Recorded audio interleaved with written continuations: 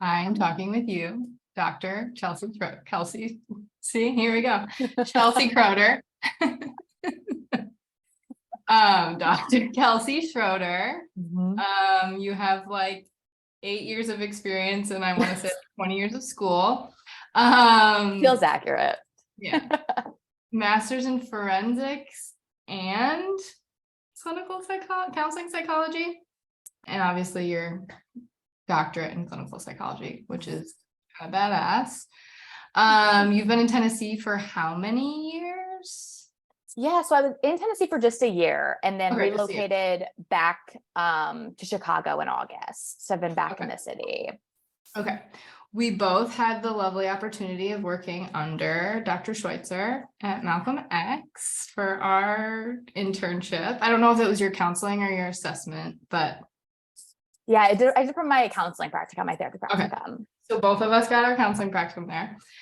And you've kind of worked with a wide range of populations, from chemical substance abuse, mental health diagnoses, students from universities mostly, right? Yeah. Okay. Inpatient, outpatient. So you've kind of been around the map when we talk about clinical psychology. And now you're here with us and you're like kind of a half a year in almost. Yeah, which is exciting. Yeah. And kind of nuts to say too, but yeah, it's been about a half a year. What we're going to talk about is really you. And I want you to do a little intro of yourself and where you find yourself, I don't know, 6 months into private practice. And obviously your group with students, grad students. Yeah. And yeah, so talk about yourself. Tell me who you are. Yeah. Small and big question, right? Who are you? Yeah. So I am from Iowa originally, and then relocated to Chicago about 8 years ago for the master's program in forensic psychology. Had a really great experience in that program and was able to do work as a practicum student at an outpatient facility. So doing community mental health there, got a really good feel for maybe where I wanted to move forward in terms of more like clinical psychology as opposed to forensics. And then decided to move forward with my doctorate in clinical psychology. So throughout that program, I had a lot of exposure working with, primarily like students. So I worked with numerous college counseling centers. I also worked inpatient for a year. So I got some really good experience doing assessments with inpatient clients, and then also doing groups inpatient, which is kind of a different climate to also work in. And then a lot of my group experience has been with chemical dependency, specifically alcohol dependency. And then I've also done like skills groups, psychoed groups, both inpatient and in outpatient. And then for my internship, I lived in Knoxville, Tennessee for a year. So I relocated there and worked at the University of Tennessee in their counseling center. And there I got to do individual therapy, couples therapy, which was great, at a college counseling center to do couples work. And then also doing group work there. So I ran an interpersonal processing graduate student support group there and had a really phenomenal experience, which is why I wanted to continue it in my work here at Room to Breathe. So what brought me back and what actually brought me to Room to Breathe was a couple different factors. One, I heard it talked about so highly from Dr. Schweitzer, and I very much trust her clinical and personal opinion about people and places. So as soon as she was saying a positive experience she was having, it kind of piqued my interest. And then doing my own research about like the values and primarily like the community aspect of what you as the owner, but also I think the practice and clinicians on staff really value in terms of like how we are people before we're clinicians, and the importance of having community and safety and being treated with dignity and respect, which feels like it should be a given, but sometimes unfortunately isn't. And we mess up. Yeah, we mess up and we make mistakes, and we have to hold space for grace and compassion and bravery to lean into that too, right? Because like that's what we ask clients to do. And so yeah, I think that's kind of all been my growing experience for the last 6 months of shifting. I've never had experience working in private practice before. So getting to have this space where I get a kind of a different exposure to potential clients and caseload management, and just getting to meet different people in private practice has been a really phenomenal experience. And I feel really grateful and honored to like get to share this space and be able to have opportunities like this. Yeah. what do you feel is like the newest novelty to you since joining Room to Breathe in terms of clinical work, or maybe even the somatics piece? Or I would have to say it's actually two things. Okay. One, I think this is one of the first places I've worked where I felt so seen as a person, and like feeling how much that has benefited my clinical work. Like feeling supported and encouraged to kind of explore my own humanity and how that impacts the way that I show up as a clinician, and how that benefits the connection I have with clients, and like combats compassion fatigue, and like all of the parts that I think just make sometimes being a clinician also hard to hold space and in the hard, difficult parts of just the human experience. So I think that's been a huge part of it. It's just feeling valued as a human being, honestly.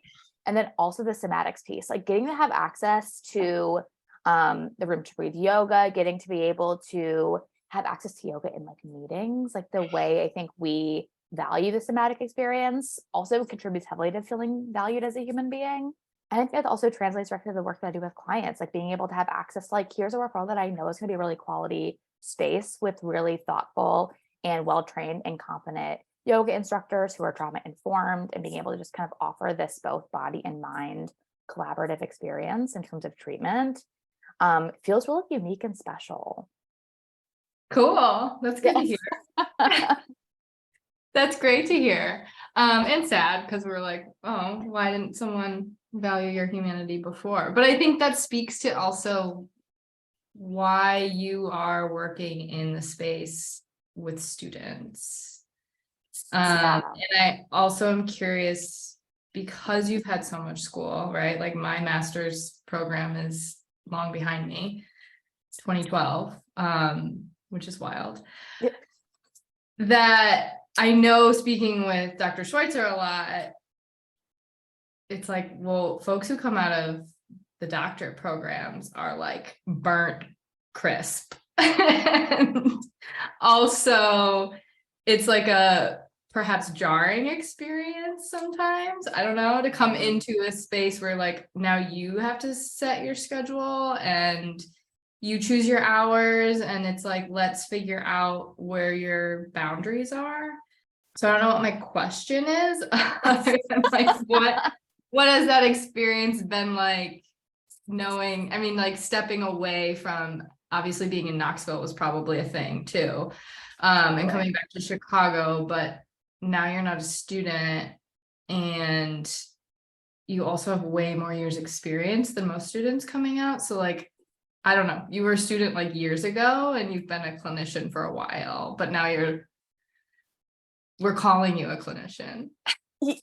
Yeah, it's a whirlwind for sure. Like I sometimes still, when people ask me like, do you want to be called Kelsey or like Dr. Schroeder? I'm like, call me Kelsey. Like that feels most authentic. I don't think I'll ever lose that. Like to me, like that feels most authentic. Or maybe I will, and I'll change and shift and grow and feel differently in the future. But for right now, like that feels the most authentic. Yeah, honestly, like I said, like it doesn't feel real sometimes. Like it just feels like there's such a long process of kind of having two identities of being a student and a clinician in training. And then all of a sudden it's just like this shift, and I graduate, and then it's like, okay, now you're just doing the thing that I've been doing for a long time, but with a lot of structure and support and assistance. And I still have the support, but now it's on me to create the structure and have boundaries. And I don't think I've ever had this much autonomy over my schedule, or I've never had so much freedom to be like, yeah, this is how I feel most authentic and connected to clients. This feels the most honest in how I show up with clients. This is how I understand competent or quality care. And this is how I honor like clients' humanity and my humanity in the shared space of that happening in therapy. And I think in some ways it's also a grieving process. Like being a graduate student was such a big part of my identity for, I mean, decades, right? Like even pre-grad school, like being a student has been something that I've identified as part of my identity. Like I've identified as part of me for years and years. And I think people around me who are close to me, like family and friends and my own community, has also kind of seen that be a part of who I am and how I function and how I exist. And so not having that is also just different. Like in some ways it's really freeing. And I'm like, oh, like I have a lot more time and energy to spend on the things that I love doing, and like getting time and space for hobbies and being able to foster the things that feel really important to me, and like not have to spend my time doing homework or reading or prepping for class. Um, and also in some ways, sometimes missing that. Like it's like sometimes like the chaos that sometimes feels more comfortable or familiar than the chaos or the quiet that you Mhm. don't know. Sure. And so I think part of my grieving process in that, or the shift and the adjustment in that, has been figuring out like, how do I sit in the quiet for a little while? And how do I ask of myself to have space to not know? And to have the ambiguity of the unknown of the future. And like, can I Totally. ask myself to be present now? And like, what does that mean? So yeah, I think it's all of that. And I think another piece of it too is why I find such joy and meaning in working with graduate students, like students in general, like for individual clients, I really enjoy working with, but I think in particular, like for group, working with graduate students for me feels like a time and space that I didn't get to have as a graduate student oftentimes, of like feeling seen as a human being and honoring how hard um being a graduate student is for like number of reasons. Yeah. And holding space for like, we make active choices to be a student. It takes a lot of privilege to be a graduate student. It takes a lot of determination and resiliency and tenacity as well. Um, and it's also a painful process and system to be navigating. And Mhm. so I think for me, what helped me feel supported and cared for in that is having relationships like this, like with Dr. Schweitzer, or Mhm. like with the professors that I found mentorship with, or other students that I really was able to connect with. I think having more forums where that could have been done outside of school would have been really helpful too, which is why I find it important as what we offer in terms of a group. Yeah, for sure. Did you have that? Because you went to Chicago School of Psychology, right? Yes. I went to Adler. Oh yeah. Sure, things have shifted, but there was no like, I laugh because there's so many, memes out there that's like, you're gonna let me go to grad school for psychology instead of pay for me to go to therapy. Because we Relatable. know that like we Relatable. all we all found our way there through some mode of curiosity about our issues.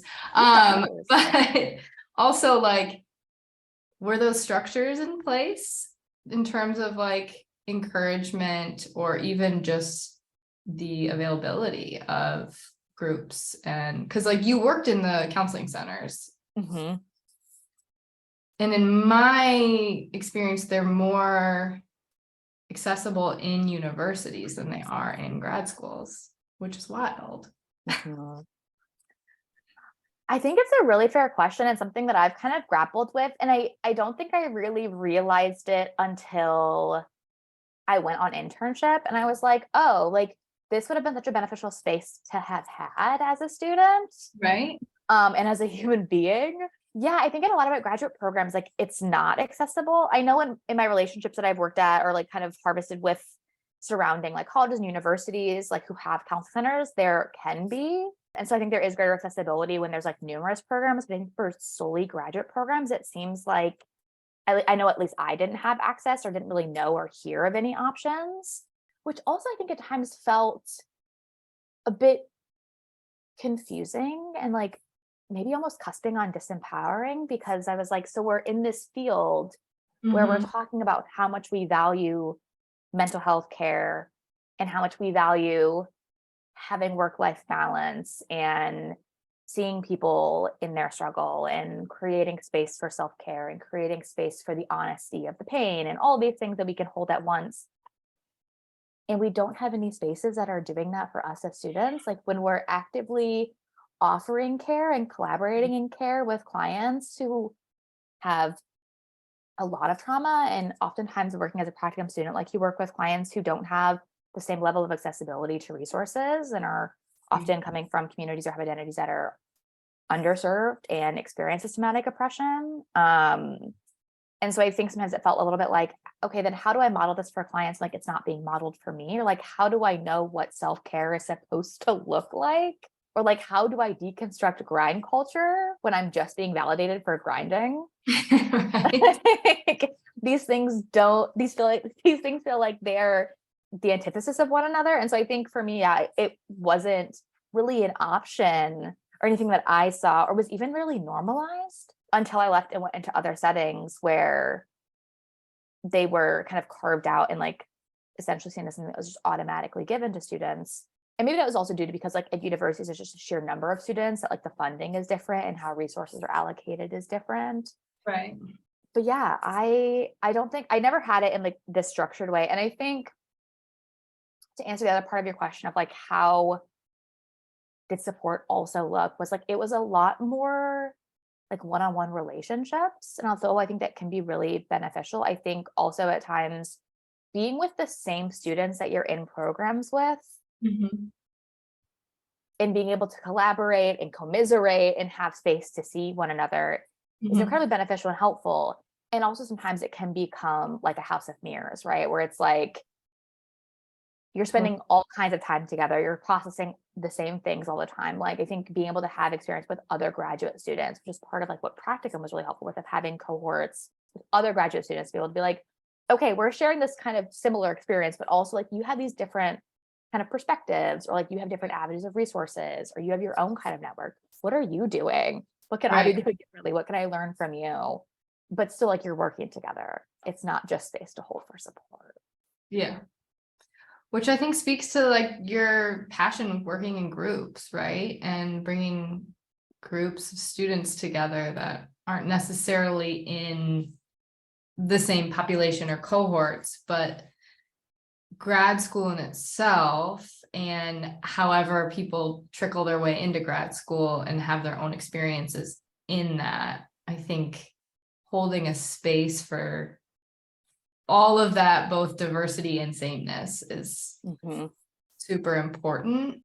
And yeah, something I don't think I had in grad school. I mean, I remember my group class was like my favorite class because it was going to group therapy and our professor was the best. But also we didn't get that. That was a class. I got a grade for that, for showing up. So, and it was with other people from other programs, not just my program. Yeah.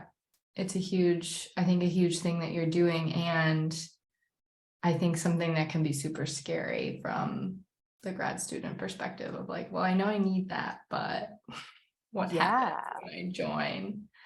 So yeah, let's speak a little bit to the groups that you hold and the group that you're holding here. What is the space like? What do you want people to know about your grad student group? Such a good question.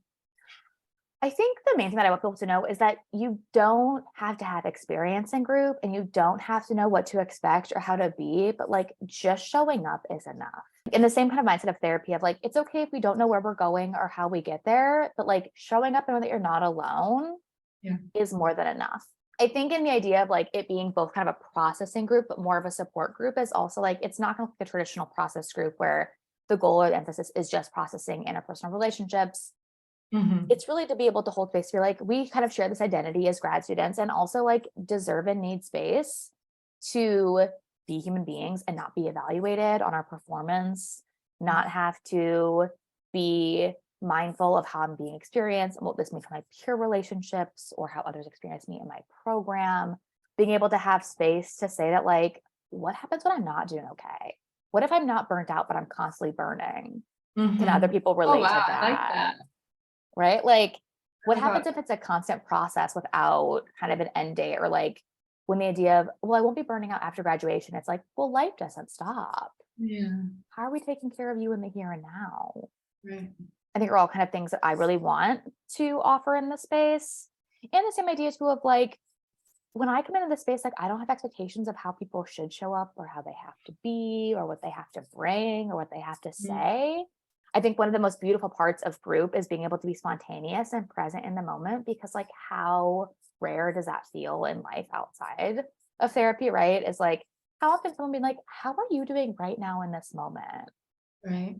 Can we hold space for just that? Not what we have to do after session ends, not what we have to do tonight or tomorrow or the next day, but like, how are you doing right now? And can we just center this moment and feel connected here together? So I guess that's Which what I hope people feel. is a lot like what you were saying before of your own transition and grieving process, right? Because like in grad school, there's no such thing as being present, because if you're present, you're behind. Exactly. Exactly. Or like being So, present means that you're not being aware of like you're not anticipating enough. right. You're not thinking about all of your syllabi and your projects and your papers and your practicums and reaching out and making sure you're building your network. And so, yeah, you're kind of Totally. like alongside your group members too. Yeah. Well, I think it's also right, like part of the process of deconstructing the idea of like the rightness, the quote unquote Mhm. rightness of doing graduate school a certain kind of way, or like the way that we internalize, right? Totally. Like white supremacy and capitalism and patriarchy in terms of like how we're supposed to show up, like all like the elitism that happens in graduate programs too, of like the expectation to be robots and like somehow always be working optimally, which is not only problematic, but like incredibly harmful and just provokes so much shame Yeah. and just having needs and being human, which I mean, never goes away. And so I think maybe that's also part of the group idea too, is like these things are being asked of you in a graduate program in a unique way. But like these things also, like the skills that we're going to work on in terms of humanizing you and allowing space to deconstruct the shame of that and feeling seen and feeling heard and doing it with others witnessing it aren't just skills that are unique to grad school. Like those are things that we need in life. Yeah. Yeah. It's so interesting too, because we think about it like in terms of us, we went to grad school to help people. Mm-hmm. Yet we were always trying to produce something. Like we're not engineers here. We're not building. If only there were a formula Yeah. as a therapist, if only. There's no like end goal here other than feeling completely human and safe in what you want, what you don't want, who you want to be with, who you don't want to be with. And so it is just kind of like that conundrum of like, we were grinding, but why? Mhm. I think that that's also kind of speaking to that process too of my experience in grief and adjustment is like doing all this work and then kind of again like figuring out like, and how do I make meaning of it? Like, what does this mean for me as Kelsey, the person and the clinician, as opposed to like what I was told the meaning of therapy should be, which is like very, right, like not even preventative, but like it's very focused on like outcomes and solely symptom reduction, which like those things are important and definitely need space and deserve acknowledgement. But Mhm. like they don't take into account like the relationship piece, which we're told over and over again is the most important part Right. of the therapeutic experience, or like how to make meaning of like the human experience and how do I hold space for what clients make meaning of and find the most valuable and fulfilling. And yeah, I think that's also an ever evolving process because we're constantly facing systems that are telling us the way to be. Yeah, I think that's a big thing that comes up whenever I am in conversation with you within like our consultations and stuff too, is you're constantly recognizing the systems Mm. that we're pushing up against or conforming to without even recognizing it. And I think that's a huge blind spot for a lot of grad students in terms of like, yeah, their grind culture Mhm. and maybe not even backing up, right? And I imagine, you know, we all go through our own transition out of grad school, but like backing out of the like structure, and it's important to do research and trainings as a clinician. And there's also the importance of just being and experiencing our clients as they are without trying to push them into a modality or, you know, diagnosing. And I think that's something that you do really well in showing up and kind of recognizing the whole environment in terms of like politically what's going on and systematically within whether it's a grad school system or it's a corporate system, and kind of allowing yourself to pull the client out of that to see them as they are and help them recognize the system that they're in, that they don't need to be fighting to get to the top of. Thank you. It makes my heart really warm to hear that. That's the impression that I give. You do. And that's also a huge shout out again to Dr. Schweitzer. I think being able to train with her definitely shifted the way that I understood systematic impressions and like influences on me. And also I think the way that I understood empowerment in navigating systems and like the kind of constant negotiation of like which fights do I want to save and conserve my energy for, and which fights like do I need to just float in because other things or like I am more important, like my humanity and like my personhood and my well-being is more important. And I think too, like, I guess maybe it's my professional and personal value and kind of naming those systems with clients and couple or in couples, individual and in group, because like how often they go unnamed. Like it wasn't until a practicum that I had somebody name like, oh, like this is the way which capitalism and white supremacy correlate to perpetuate feelings of shame in you not doing enough. And I was like, oh, wow, I just thought this was me. Yeah. Or like, I just thought this was my stuff, which I mean, a part of it is, but like, I was like, Sure. oh yeah, macro system things are actively impacting me too in major ways, not just like in small, insidious ways too. But yeah, I think it's important. And it often goes so unnamed because I think people feel really powerless in it. Or like they don't have control over it. So it's like, well, what's the point? And it's like, well, we name it and acknowledge it so that we can see it more clearly. And then we can figure out which things are worth the energy and which things aren't. You're still seeing couples, right? Yes. Okay. I think we just need to name that. Yes. Put that out into the universe. Because I was just listening to that and I was like, oh yes, couples. Well, what do you think is an important thing to kind of just drop and leave here in the space, whether it's about your group, your work as an individual therapist, couples therapist, your space in our team? Such a good question. I feel like it feels so big. And also I'm like, oh, what am I wanting to leave? Well, I think yes, like I see couples, I see individual clients. I want to make sure I leave my contact information too, in case anybody wants to reach out with like questions or inquiries. My group, so my graduate student support group, it's called Project Coping Corner. It meets on Thursdays from 12 to 1:15. The max number of participants or members there will ever be is 10. And it's $20 per group. I try to make sure that I was really conscientious about affordability for graduate students as well, because I know that money can be finite and financial well-being is part of our overall well-being. And we do ask for a commitment of at least 6 sessions. So we want to treat it as like a consistent group. So it's not necessarily a drop-in group, but it is something that will be able to offer more consistency and at least meeting 6 times so that we can integrate new members in and also have some consistency and sustainability in who's showing up and how we care for one another in that space. Yeah. Should I give my email too?